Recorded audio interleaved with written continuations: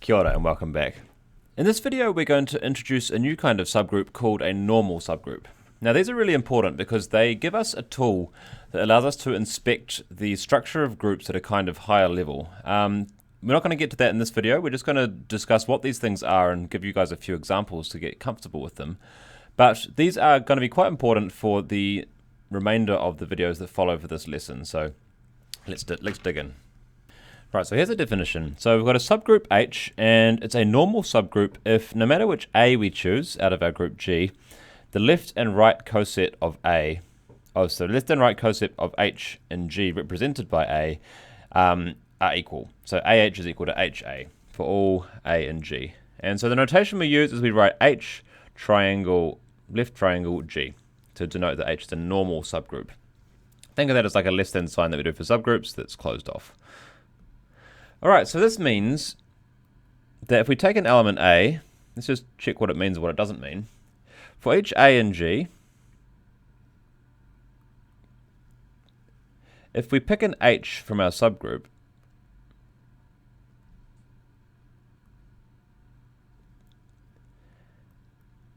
then AH is equal to, now the temptation here is to write HA, but that's not correct. Okay, because this is not what the definition says. It says that the sets are the same thing. It doesn't mean that if I take an individual element H from my subgroup, then AH will necessarily be the same thing. So what this means is that AH is guaranteed to equal H prime A for some H prime in H. Now, it may be equal to H. It might be, but it's not guaranteed to be, and it probably won't be. So note that H is not necessarily H prime.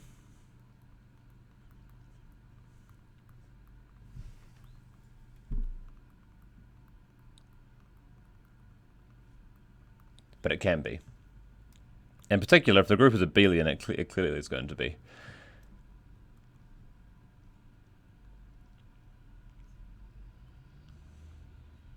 Is abelian.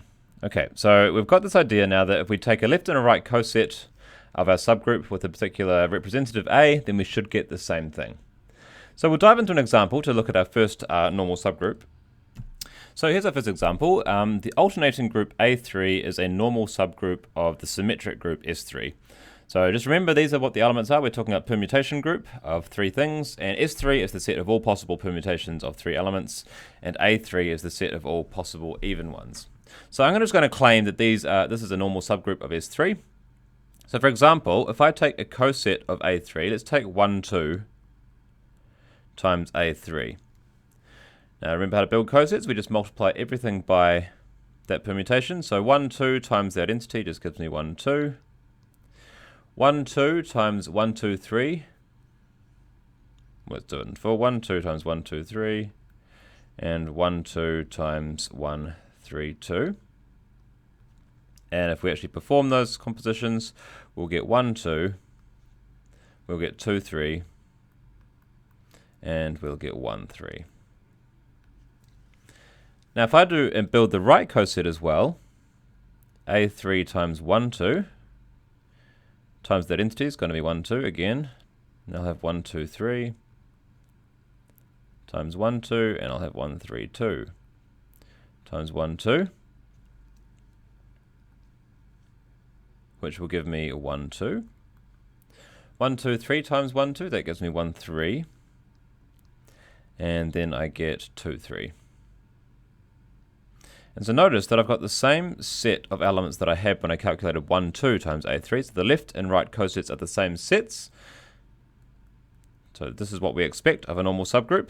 But it's worth noting that the individual elements are not the same. So note, e.g., that 1, 2 times 1, 2, 3 is not equal to 1, 2, 3 times 1, 2. Okay, but, so this is the statement about the AHs above. If I take A times H, I don't get H times A necessarily, but I do get that it's got to be something times A. But 1, 2 times 1, 2, 3 does equal, so 1, 2 times 1, 2, 3, that was equal to 2, 3, which is the same as 1, 3, 2 times 1, 2. So they are in the same coset. well, the left coset and the right coset have the same elements in them. Okay, so that's a good thing to note. Just the key point to remember here for this particular part is that, first off, the subgroups must be equal. Sorry, the cosets must be equal, but this is the important thing. AH is equal to H prime A for some H prime and H, not necessarily the same one. That's the bit that you want to fix in your head for the time being. So for our second example, we'll stay in S3 for the time being, and this time we'll take the cyclic subgroup generated by 1, 2. Now, it's not a very complicated cyclic subgroup, so let's just write down what the elements are. That's literally just the identity and 1, 2, because 1, 2 squared is the identity. Okay, so now let's build the cosets. So remember, to build the cosets, we just need to take an element that's not in that subgroup and multiply it by my subgroup. That gives me 1, 3. 1, 2, 3. And then I'll take another coset, 2, 3, times my cyclic subgroup is going to be this time 2, 3, and 1, 3, 2. All right, so how do I see that this is not a normal subgroup? Let's look at the second one.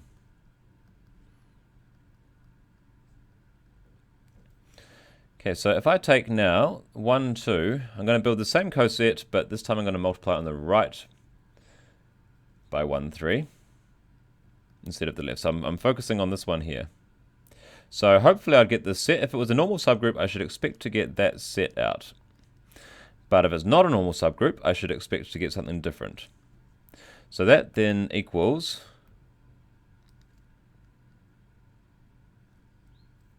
1, 3. Then I take 1, 2 times 1, 3 that way around, and I get 1, 3, 2. And I actually get this coset here. So that's not equal to 1, 3 times 1, 2. Okay, so left and right cosets of 1, 2 are not equal, therefore it is not a normal subgroup of S3. And for our next example, this is a very general result. Any index 2 subgroup is normal. Now that's just fancy notation or fancy way of saying that we're taking a subgroup that is half of the group. Okay, so remember the index of a subgroup is the number of distinct cosets when you partition it. So it's any subgroup that is half the size of the group is normal. So for example, our alternating group that we just did, that is an index 2 subgroup of S3. So how does this one work? So let's just set ourselves up an index 2 subgroup. So let H be an index 2 subgroup.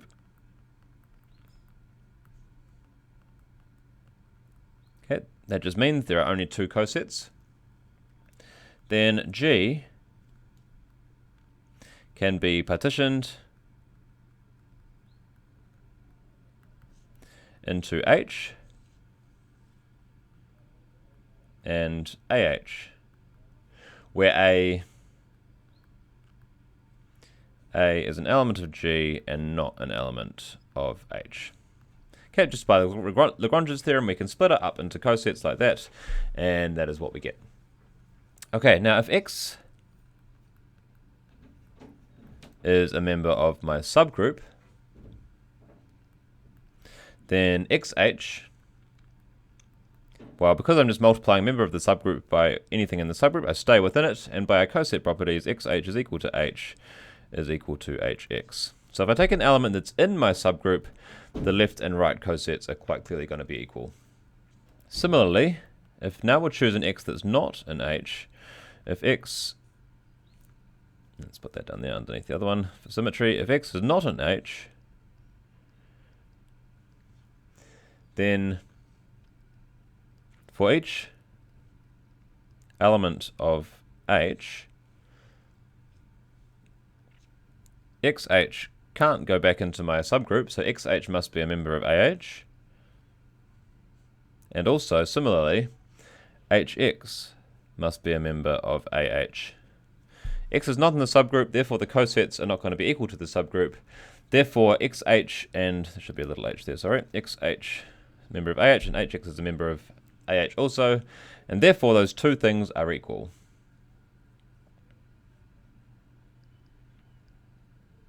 Hence XH is equal to HX, which in both cases is just equal to the coset AH.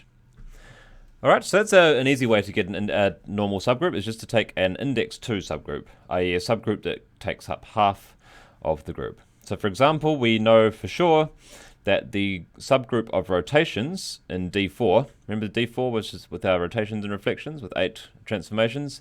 There are 4 rotations and they form a subgroup. That's an index 2 subgroup, so the rotation subgroup is definitely normal. Okay, so that's the definition we had was a good way of stating what a normal subgroup is, but it's not the most practical way to test that a subgroup is normal. So this theorem is called the normal subgroup test, and it basically says that subgroup H of G is normal if and only if, so the if and only if is there to establish that it's an equivalent statement, XH X inverse is contained within H. Okay, so XH X inverse is just clearly the set. You pick a little h from capital H, multiply on the left by x and on the right by x inverse, and that's has to be contained within our subgroup. So let's prove this one. So first off, we'll do the proof that H is normal implies that our containment statement works.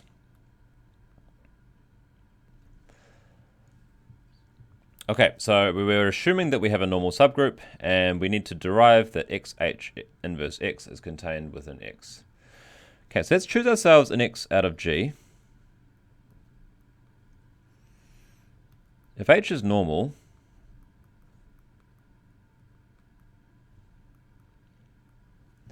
then for each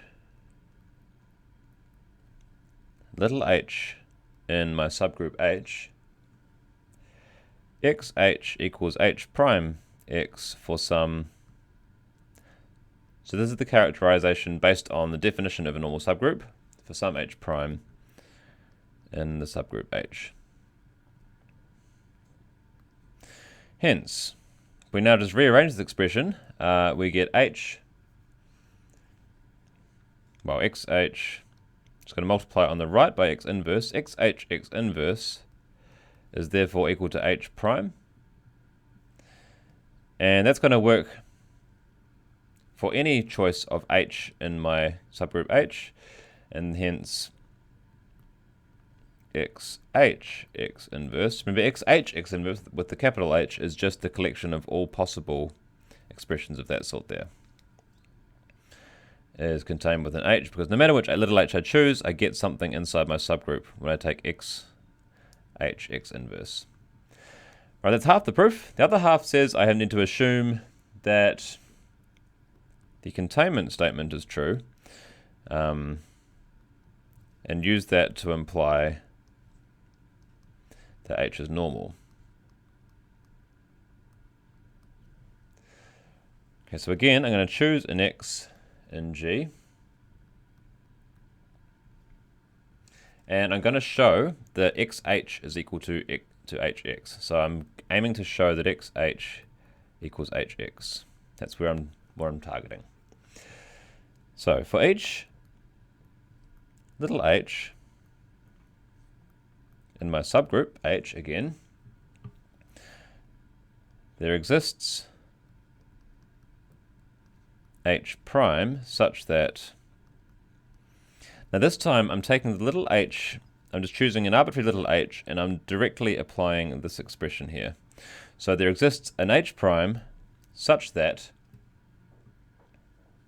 I should say an H, such that XH X inverse is equal to H prime.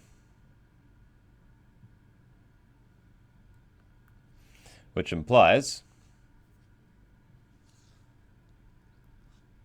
XH is equal to H prime X.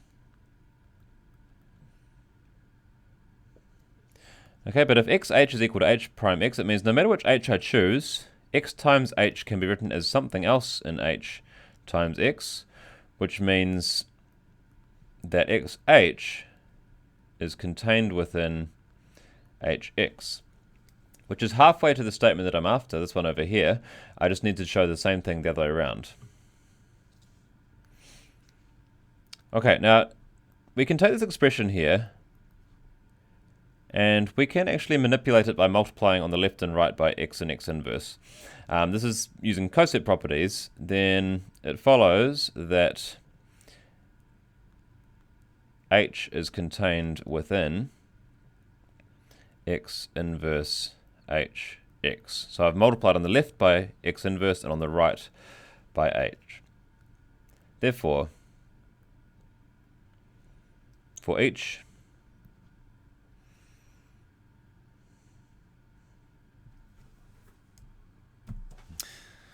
no, I've made myself in a bit of a tangle here. Let's just backtrack slightly because that's just going to lead us to exactly the same result. Okay, so, whoops, try that again. So we've so far established that xh is contained within hx. If you can see there, if you follow the line of reasoning through that I was just doing, you get to exactly the same thing again, which is not helpful. We want the opposite statement. We want to now show that hx is contained within xh, and then we'll be finished. So what we're going to do is, using the same x, we also know, have by our assumption that x inverse hx is contained within h, which again implies, by exactly the same logic we just did before, that hx is contained within xh. Okay, you can set up the same set of steps I did here, and we get the same coset result that we want. Therefore, hx equals xh, i.e. h is normal in G. Okay, so the key step there was we just took our assumption about x and we replaced the x by x inverse because that's got to be true no matter what x we choose. And then following the same steps of logic, we got the other statement we wanted, so which was this one here. And combining this statement with this one, we get the coset equality that we're after. Therefore, our H is a normal subgroup. Okay, so let's look at an example now. So we'll look at an example in the space of invertible matrices. So I've got the subgroup G, and I'll leave this testing of subgroups up to you guys. G is a subgroup of GL2R, and then H is in turn a subgroup of G. So we're interested in whether G is a normal subgroup of the general linear group, and whether H is a normal subgroup of G or not, as the case may be. Okay, so we'll first look at our G as a normal subgroup of GL2R. So consider if G is a normal subgroup of GL2R or not. Okay, so the way we apply our subgroup test is we basically take an arbitrary member of our group, and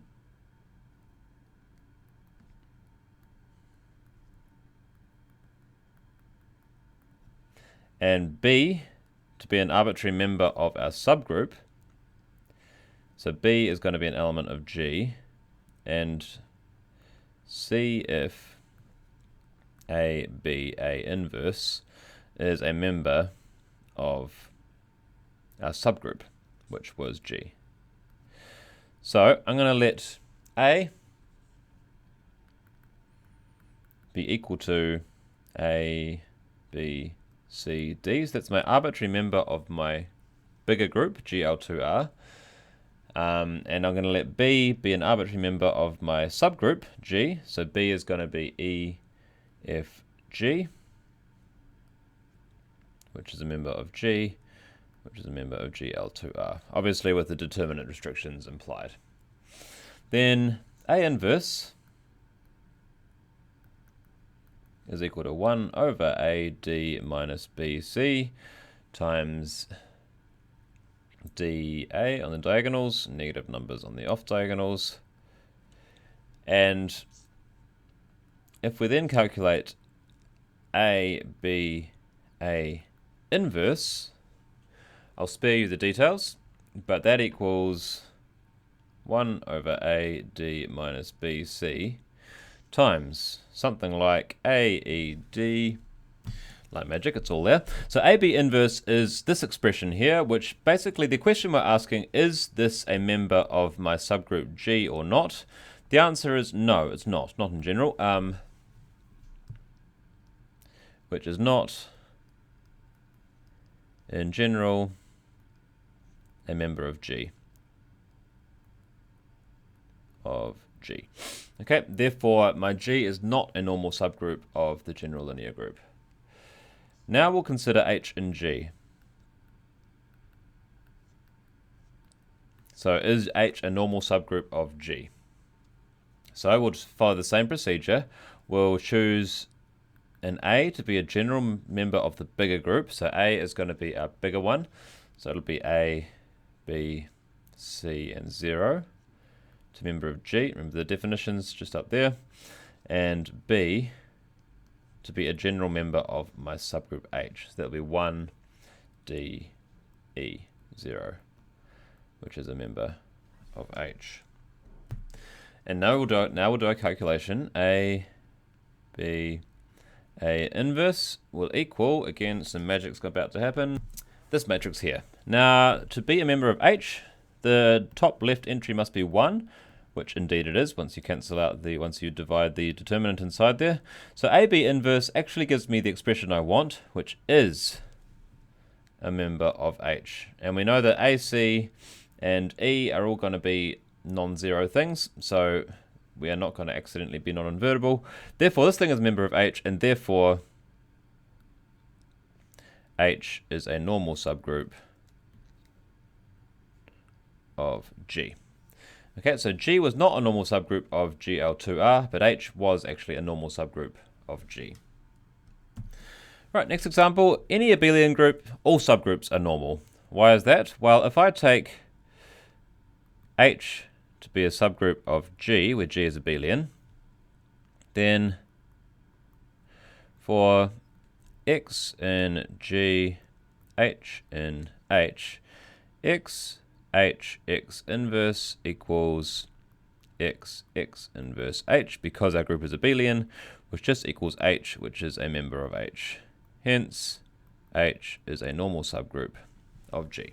Okay, so anything where any abelian group, all subgroups are trivially normal. There's not really much to say there.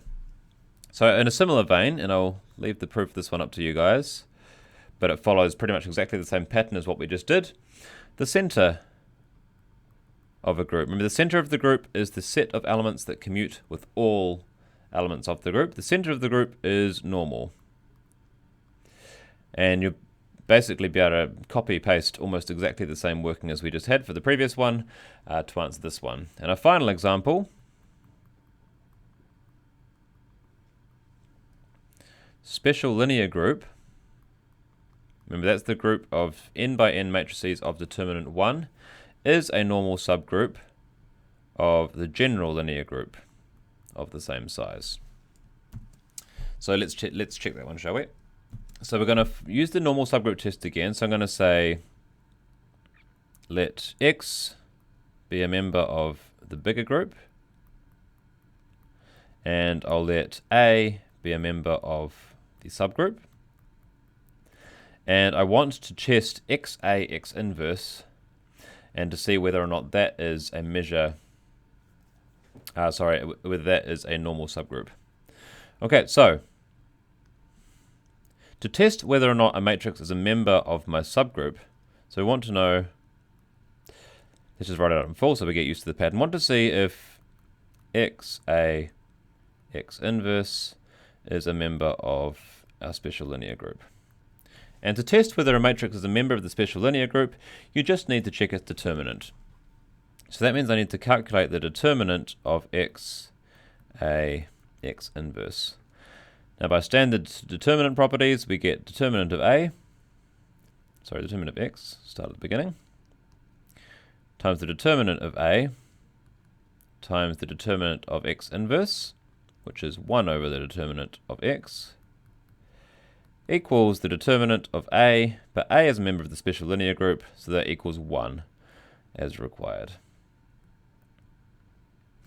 Therefore, the special linear group of n by n matrices is a normal subgroup of the general linear group. Okay, so that will be enough examples for this video. We'll catch you in the next one. We'll see you later.